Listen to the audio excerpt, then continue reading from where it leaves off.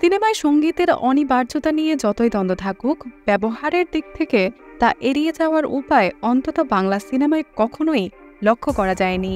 বরং প্রযুক্তির বিস্তার সঙ্গীতকে আরও এতটা জড়িয়ে রেখেছে যে অন্ততপক্ষে বাণিজ্যিক কারণে সঙ্গীতের প্রতি বেশি নির্ভরশীল হয়ে পড়েছে। সঙ্গীতও তার চরিত্রকে ধীরে ধীরে পাল্টে ফেলে সিনেমার সবচেয়ে গুরুত্বপূর্ণ অংশের একটি হতে দেখা গেছে। বাংলা ও ভারতবর্ষের যে কোনো স্থানের সিনেমায় গানের আধিক্য বরাবরই ছিল। আমাদের দেশীয় সিনেমায় গানের আধিপত্য একসময় এতটাই ছিল যে লোকজ গান নিয়ে সিনেমায় নির্মিত হয়েছে। রূপবান সিনেমা যার উল্লেখযোগ্য উদাহরণ। রূপবান সিনেমায় ব্যবহৃত গানের সংখ্যা 25টি। এরকম মিউজিক্যাল ফিল্মের চলন আবার ফিরে এসেছে কাজল রেখায়ের মতন সিনেমার হাত ধরে।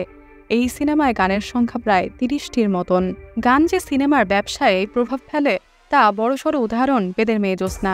সিনেমাটি গানের কল্যাণে সর্বসাকুল্যে পৌঁছেছে, হয়েছে ইন্ডাস্ট্রি হিট। সিনেমায় গানের আধিপত্য সবচেয়ে বেশি অনুধাবন করা যায় 21 শতকের মনপুরা সিনেমা দিয়ে।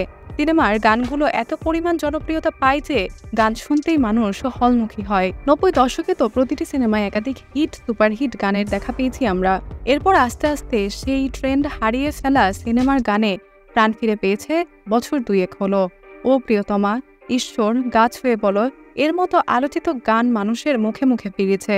সুরের মায়াজাল ছড়ানো প্রেমের গানই আলো কেড়েছে। পাশাপাশি ভিন্ন স্বাদের লোকগানও আলোচনায় থাকছে। রায়ান রাফির পরাণ সিনেমার গল্প, নির্মাতা ও অভিনয়ের যেমন প্রশংসা হয়েছে, তেমনি এর গানগুলো হয়েছে আলোচিত। চলো নিরালায়, জলেরে পরাণ, ধীরে ধীরে, সাজিয়ে গুছিয়ে এর মতন গানগুলো দর্শক উপভোগ করেছে।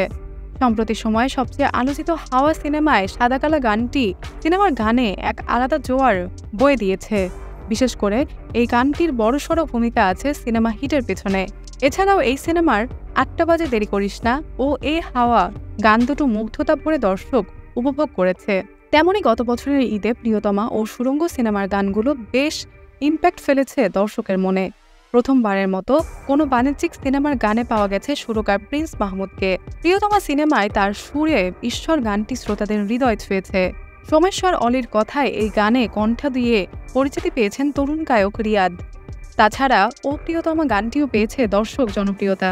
ওদিকে সুরঙ্গ সিনেমায় গাছ হয়ে বলো গানটির নিখাত ভালোবাসা ছড়িয়েছেন তানজিব সারোয়ার ও অবন্তী সিথি। এই সিনেমার আরেক গান ও টাকা তুই আমার কলিজা আর জানো আলোচনায় ছিল। এছাড়া মুজিব সিনেমার লোকগান কি কি জিনিস এনেছো দুলাল ও অচিন মাঝি গানগুলোও দর্শক গ্রহণ করেছে। এই বছর ঈদেও লক্ষ্য করা গেছে সিনেমার গানের প্রভাব ও বিশেষত্ব।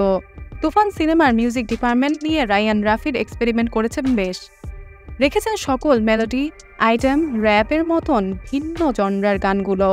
এই সিনেমায় প্রীতমের গাওয়া লাগে উড়াদুরা সোশ্যাল মিডিয়ার ক্রেজে পরিণত হয়েছে।